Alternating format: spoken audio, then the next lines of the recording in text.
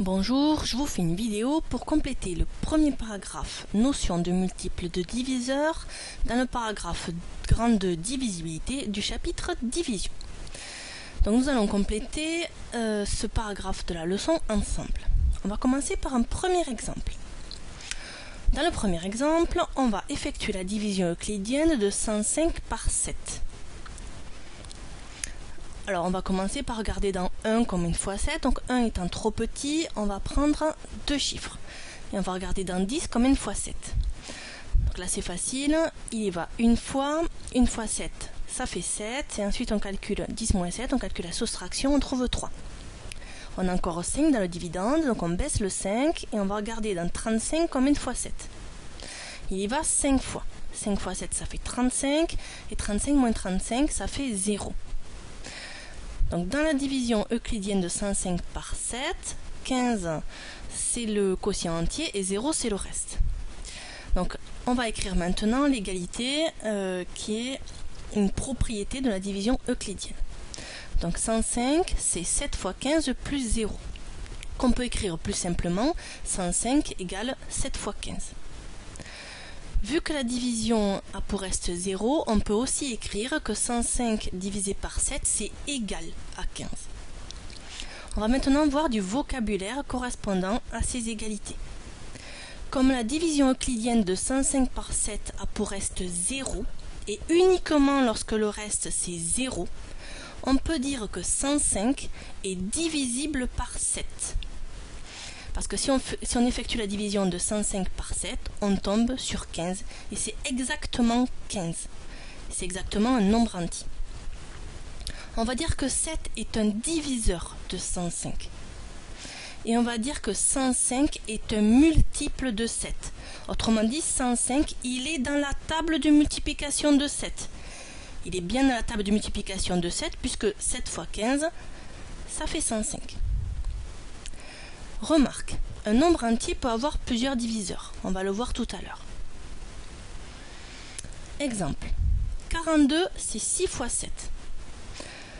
Donc on en déduit que 42 est divisible par 6 et par 7. Alors, mentalement, on va effectuer la division euclidienne de 42 par 6. Donc si on effectue 42 divisé par 6, on trouve comme quotient entier 7 et comme reste 0. Donc on a bien 42 divisible par 6.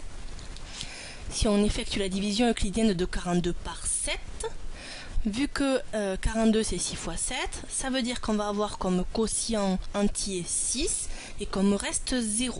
Comme le reste c'est 0, on a bien 42 qui est divisible par 7. Donc là 42, il est divisible par 6 et par 7. On va pouvoir aussi en déduire que 6 et 7 sont des diviseurs de 42 et que 42 est un multiple de 6 et de 7. 42, il est dans la table de multiplication de 6 et de 7. Donc il faudra faire attention, donc ça c'est l'objet de la remarque suivante, le mot diviseur a deux significations. On va parler de diviseur d'une division. Et on va parler aussi de diviseur de nombre entier. Donc je l'ai fait sur un exemple. Vous avez ici la division euclidienne de 65 par 9. 9 ici c'est le diviseur de cette division. Et pour savoir si 9 est un diviseur du nombre 65, on doit effectuer la division euclidienne. On trouve comme quotient entier 7 et comme reste 2. Vu que le reste n'est pas égal à 0, 9 n'est pas un diviseur du nombre 65. Donc il faudra faire attention. Le mot diviseur, il a deux sens différents. On va maintenant trouver une méthode, dire une méthode qui nous permet de trouver tous les diviseurs de nombres entiers non nuls. Donc pour trouver tous les diviseurs de nombres entiers non nuls, il suffit d'écrire ce nombre comme un produit de deux nombres entiers. On se rappelle, le produit c'est le résultat d'une multiplication. Et de trouver toutes les possibilités. Quand on a trouvé toutes les possibilités, ça va nous permettre de trouver tous les diviseurs du nombre. Et les diviseurs du nombre sont les facteurs de ces produits. Donc on va le faire pour 36. On va chercher tous les diviseurs de 36. Donc la méthode me dit, j'essaie de trouver tous les produits de deux nombres entiers qui font 36. Alors le plus simple, c'est 1 fois 36 ou 36 fois 1. J'ai marqué quand même les deux. On continue, 36 c'est aussi 2 fois 18 ou 18 fois 2. 36 c'est aussi 3 fois 12 ou 12 fois 3. 36 c'est aussi 4 fois 9 ou 9 fois 4. Et c'est aussi 6 fois 6. Donc là j'ai écrit toutes les possibilités de produits de deux nombres entiers qui donnent 36. Il n'y en a pas d'autres. Et ça va me permettre comme ça de trouver tous les diviseurs du nombre 36. En fait, tous les facteurs ici dans mes différents produits sont des diviseurs de 36.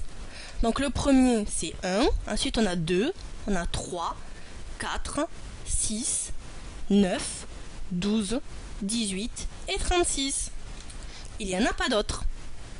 Donc en trouvant comme ça tous les produits de deux nombres entiers qui sont égaux à 36, ça me permet de trouver tous les diviseurs de 36.